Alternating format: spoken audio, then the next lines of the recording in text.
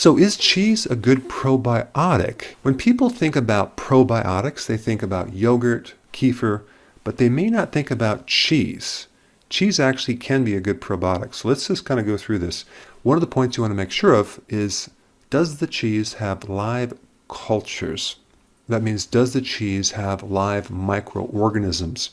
Our body has about 100 trillion microbes, most of it in our guts. And so we have this constant battle between the good and the bad bacteria.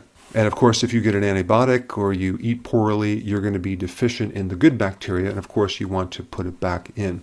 The cool thing about cheese is it has much, much less sugar and lactose than milk, kefir, and yogurt.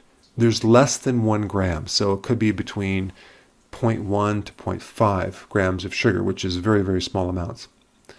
And cheese actually gives you a good amount of protein and a good amount of calcium, which is bioavailable. So the best cheese that will give you the most probiotic would be aged cheeses that are not heated afterwards. And so if it says raw milk cheese, that would be one that would be not heated afterwards. And I always want to make sure that the cheese is organic, from grass-fed cows. I prefer European cheeses over American cheeses.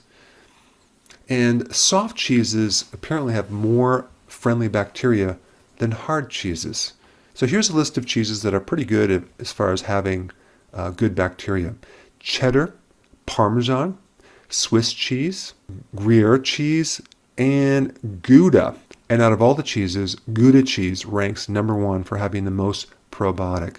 Then in second place, we have Gruyere cheese.